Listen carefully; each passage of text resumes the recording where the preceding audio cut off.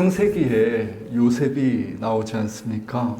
이 요셉은 17살이 될 때까지 아버지의 사랑을 독차지합니다. 그는 형제들과 다른 채색 옷을 입고 형들의 잘못을 아버지에게 마음껏 이룰 수 있는 가족 안에서 어떤 권한을 가지고 있습니다. 형들이 당연히 그를 미워했지만 이 자신을 편애하는 아버지 야곱이 다스리는 그 세상에서 형들의 미움 정도는 큰 문제가 되지 않았습니다. 하지만 이 미움이라는 것이 한 해, 두 해 축적되다 보니 형들은 요셉을 죽이거나 아니 팔아버리기로 결정합니다. 이 무엇보다도 도무지 아버지가 변할 일 없고 우리 가족 안에서 구조적으로 이 상황이 변할 수 없으니 대책을 세운 것이지요. 요셉은 그렇게 미디안 상인들에게 팔려서 이집트까지 끌려가며 참 처참했을 것입니다. 놀람, 분노가 마음을 휘 감았을 것이고 그의 기도는 무척이나 격정적이고 강렬했을 것입니다. 누구나와 같이 그는 하나님이 지금 이 어려움에서 나를 구원해 주시기를 기도했을 것입니다. 주님, 이 억울한 상황, 이 암담한 상황에서 나를 빨리 구원하여 주십시오. 이때 구원은 다시 내가 가족의 곁으로 돌아가게 해달라는 뜻입니다.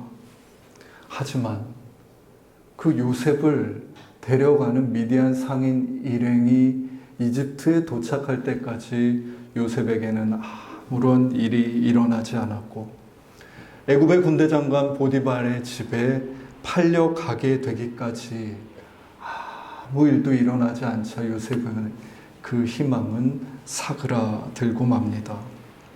그의 기도가 땅에 떨어진 것입니다. 그는 갈급하게 드렸던 자신의 기도가 하나님께 거절당하는 경험을 하게 됩니다. 우리 신앙생활에서 하나님께 기도를 거절당하는 이 상황은 무척 중요한 변곡점이 됩니다.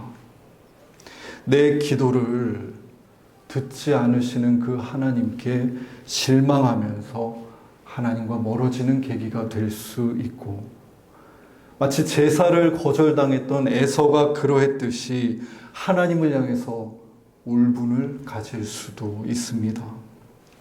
기도해도 도무지 변하거나 나아지지 않는 이 현실에 허덕거리며 하루하루 메마른 채 몸이 건조한 삶을 사는 날도 있을 것입니다. 하지만 지난주에 함께 나누었듯이 릴케는 그의 시 묵상에서 이렇게 말합니다. 보다 위대한 것에 의해 깊숙이 패배하는 것, 이것이 그의 성장이다. 위대한 하나님께 패배하는 그 순간은 우리에게 성장의 순간이 된다는 말입니다.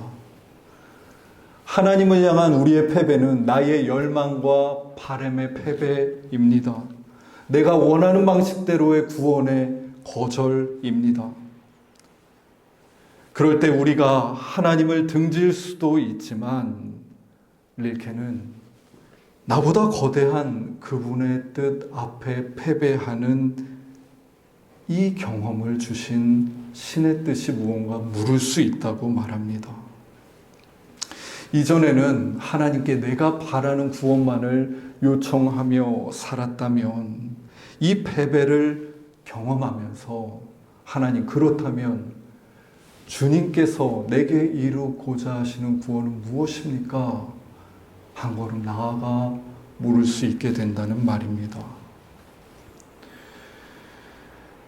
요셉의 기도는 들어지지 않았고 하여 그는 이집트에서 노예살이하고 있지만 창세기 39장 2절은 그렇게 노예된 요셉을 가리켜 형통하다고 말합니다. 그가 다름 아닌 하나님께 깊숙이 패배했고 이전에 몰랐던 새로운 차원의 하나님을 마주하고 그분을 의지하며 살고 있기 때문입니다. 성경이 말하는 형통은 줄곧 외적 조건에 있지 않습니다. 그가 맞닥뜨린 그 새로운 상황에서 그곳에 계신 하나님을 발견하고 그분과 동행하는 삶을 사는 이들을 가리켜서 형통하다라고 말합니다. 이렇게 보자면 노예로 잡혀가며 하나님 저를 구원해 주십시오라고 아뢰던 구원을 요청하는 요셉의 기도는 하나님의 방식대로 요셉의 삶에 이루어졌다고 볼 수도 있습니다. 우리가 6주째 읽고 듣고 살피고 있는 예레미야 구약 본문은 이스라엘이 패망하는 과정을 상세하게 기록합니다. 바벨론은 이스라엘을 3번 정도 침공하였고 3번에 걸쳐서 그 백성을 포로로 잡아갑니다. 기원전 605년 여호와김 3년 때에 이루어진 1차 침공 때 가장 먼저 그 나라의 왕족과 귀족들이 바벨론으로 잡혀갔습니다. 우리가 잘 알고 있는 그 다니엘과 세 친구들이 포로로 잡혀갔던 때가 바로 이 1차 포로로 송환될 때입니다.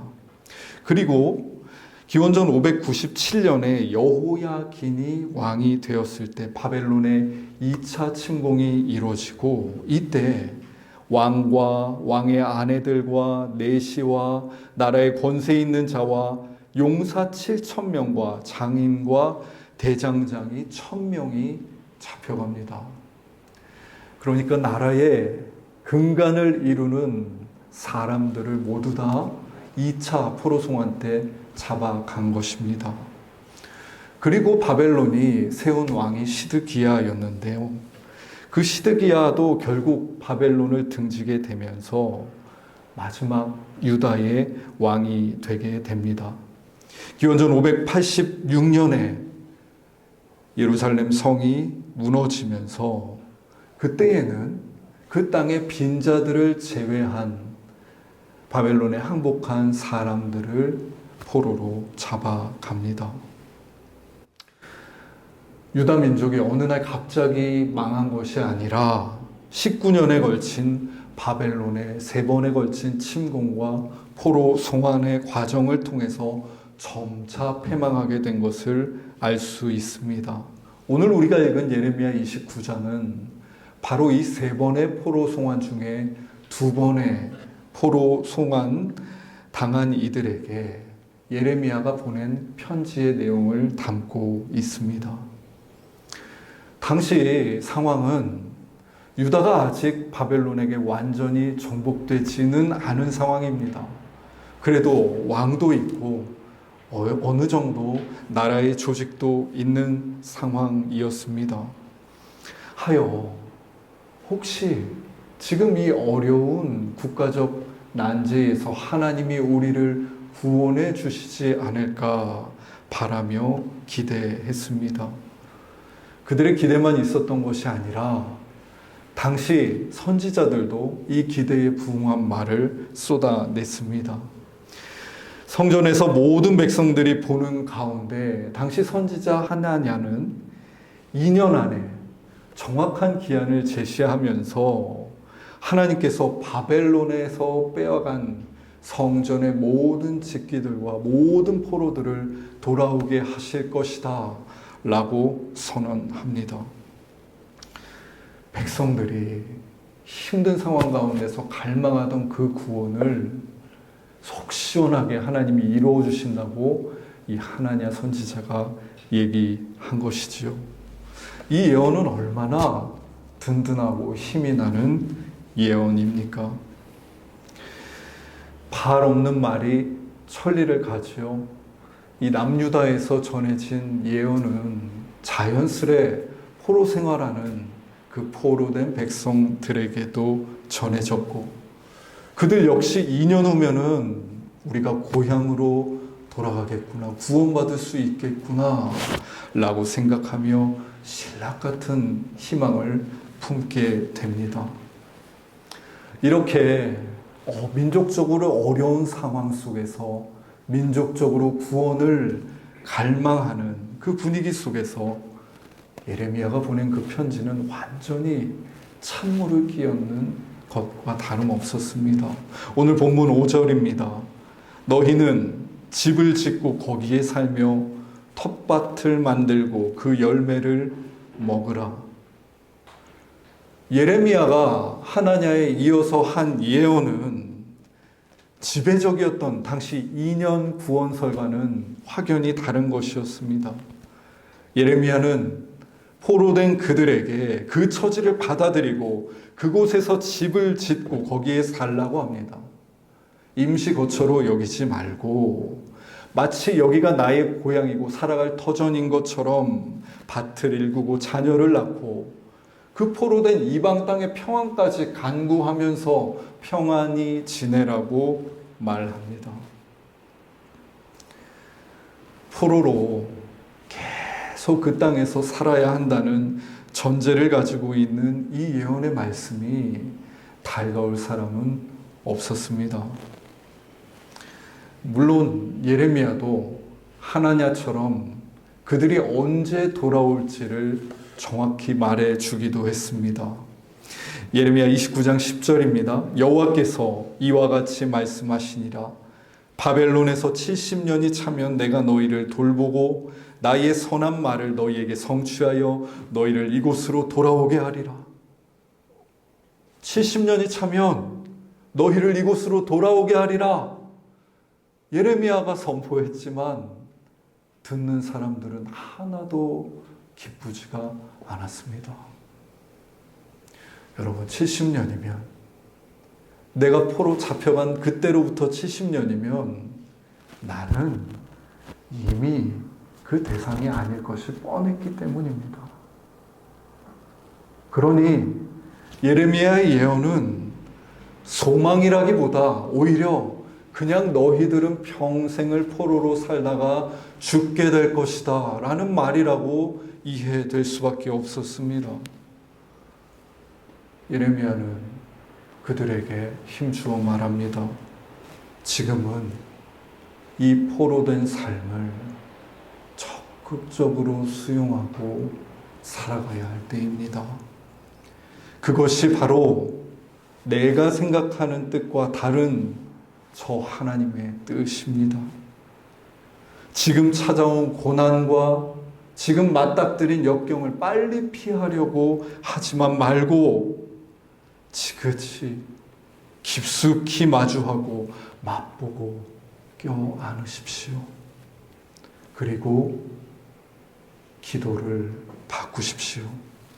하나님, 여기서 2년 안에 빨리 구원해 주십시오가 아니라 포로된 처지로 살아가는 이 땅에서 여러 어려움과 고통과 고난 속에서 함께 계시는 그 하나님을 내가 발견하고 목도할 수 있는 눈길을 주십시오 라고 기도하십시오. 그때 우리는 이 고난 속에서 우리를 새로운 차원으로 인도하시는 그 하나님을 마주할 수 있게 될 것입니다. 그 마주함은 우리 신앙에 둘도 없는 변곡점이요 구원이 될 것입니다.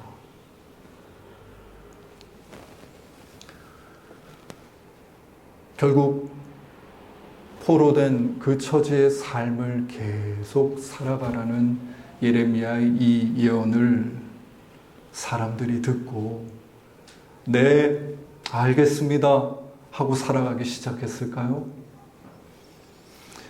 아마 쉽지 않았을 것입니다.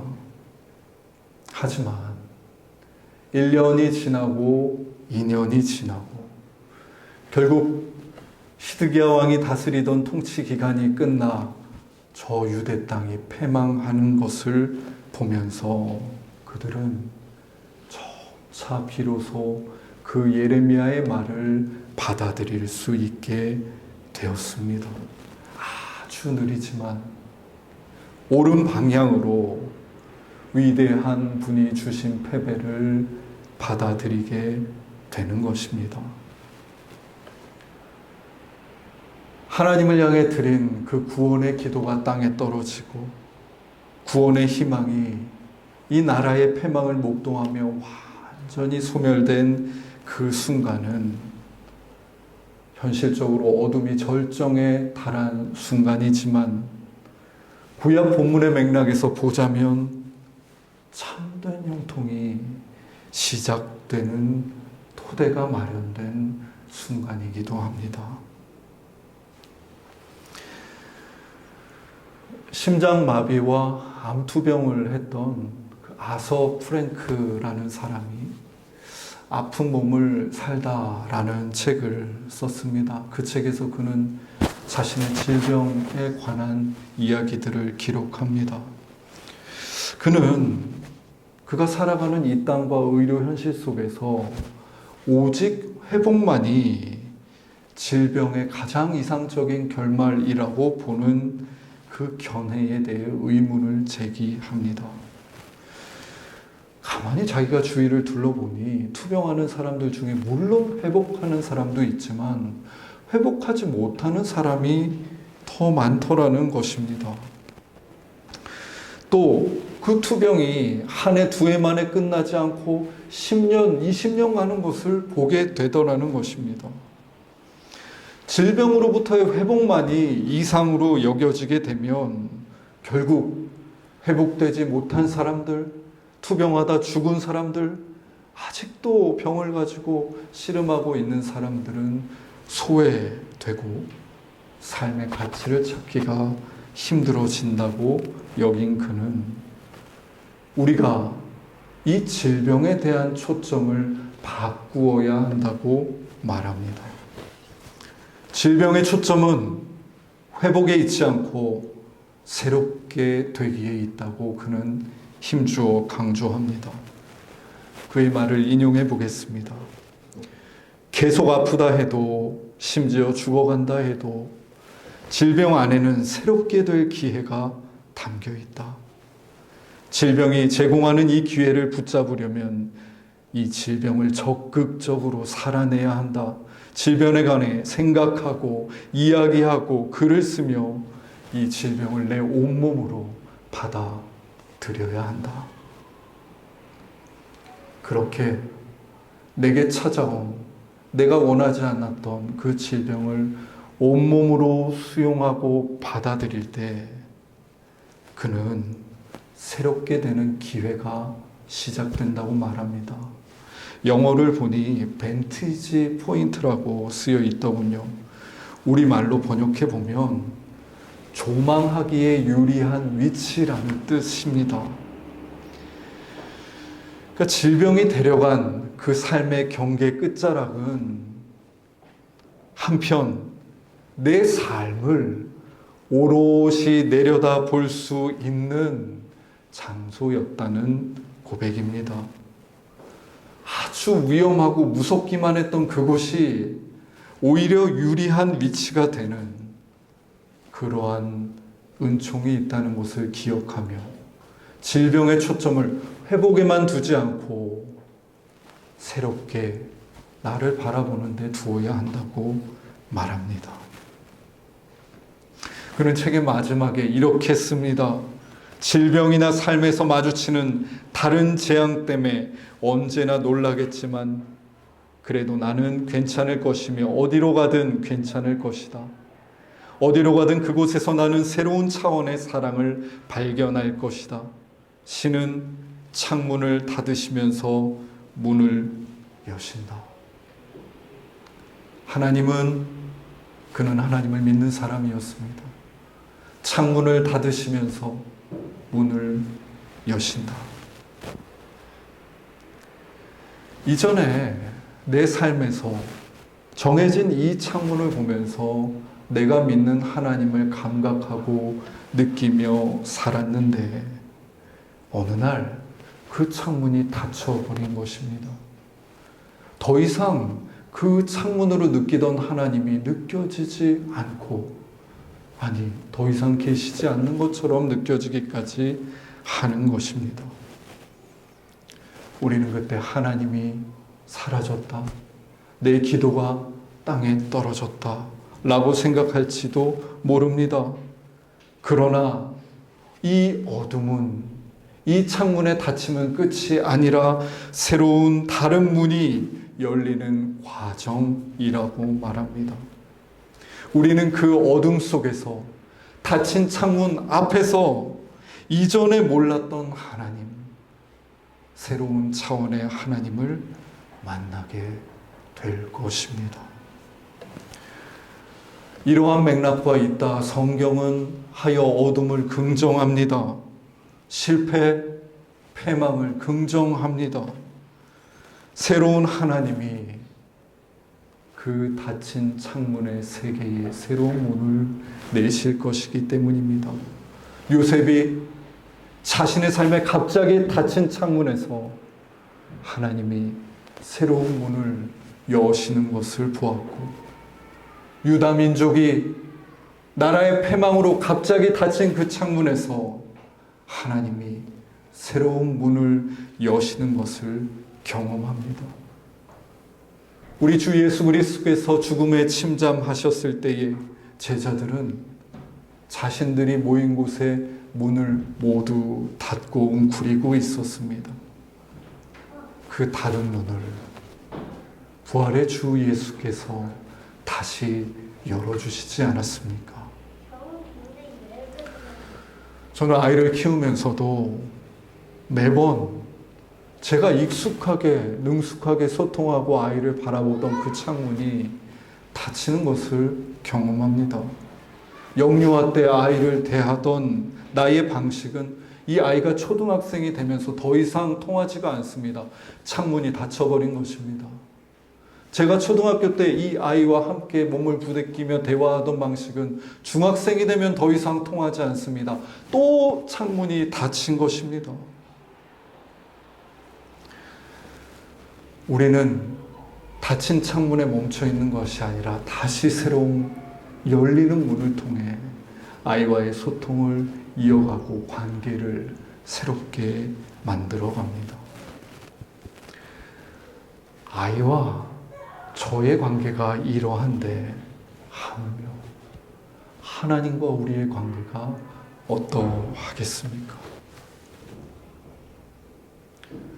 청년 때 뜨거웠던 신앙이 사회생활을 하고 결혼을 하고 육아를 하는 동안 30대와 40대를 지내는 동안 무용하게 되는 것을 봅니다. 창문이 닫힌 것입니다. 우리 20대 때 내가 뜨겁게 노래를 불렀는데 이제 그 노래를 아무리 반복해서 진심으로 불러도 내 마음이 뜨거워지지 않고 신앙은 냉랭해지는 것 같은 때가 있습니다. 창문이 닫힌 것입니다. 예수 나의 첫사랑 되시네 라고 하면서 감동하던 때가 있었는데 이제는 첫사랑은 기억도 나지 않는 무덤덤해지는 때가 있습니다. 창문이 닫힌 것입니다. 하지만 이는 동시에 하나님께서 우리에게 다시 새로운 문을 열어주시려는 순간임을 잊지 말아야 합니다. 신앙생활은 창문이 닫히고 새로운 문이 열리는 이 여정의 연속이며, 그렇게 새로운 하나님을 우리가 마주하고 우리가 알지 못했던 그 광활한 하나님에게 참여해 가는 일입니다. 이러한 하나님을 향해 참여해 가는 신앙의 여정은 유한하기만 한 우리의 삶에 얼마나 큰 은총입니까? 하나님이 사랑하시는 숫가족 여러분, 혹시 하나님을 향해 열렸던 내 창문이 어느 날 닫힌 것 같아 답답하고 어두움을 경험하고 계십니까? 하나님께 드리는 내 기도가 자꾸 땅에 떨어지고 더 이상 응답되지 않는 것 같은 시간을 보내고 계십니까? 이전에는 분명히 뜨거웠지만 이제는 깊은 절망과 냉랭한 마음만이 혹 가득하십니까? 창문이 닫혔기 때문입니다. 이는 끝이 아니요 새로운 문이 열리는 전주임을 바로 이때에 기억해야 합니다.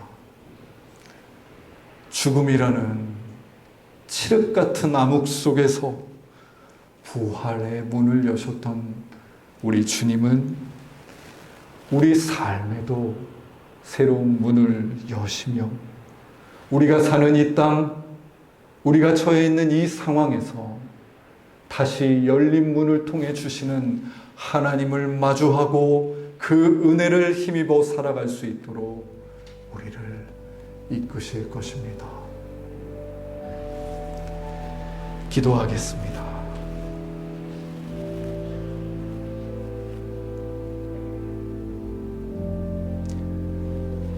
하나님, 창문이 닫힌 것 같은 시간이 우리 삶에도 있습니다. 내가 수년을 기도해도 도무지 기도가 이루어지지 않는 것 같을 때, 뜨거웠던 내 마음이 더욱 뜨겁지 않고 하나님에 대해 점점 무감각해지는 것 같을 때, 주님, 우리가 창문이 닫혔다고 어둠뿐이라고 멈추어 있지 않게 해주십시오. 낙심하지 않게 해주십시오. 주님, 이 어둠으로부터 주님께서 새로운 문을 열어주시는 분이심을 기억하게 해주십시오. 내가 이전까지 관계 맺었던 하나님보다 더 크신, 내가 예상하지 못했던 그 손길과 인도하심으로 우리의 삶을 이끄시는 주님이 문을 열어주심을 기다리며 주님의 구원을 잠잠히 바라며 살게 하여 주십시오. 예수님의 이름으로 기도드립니다. 아멘.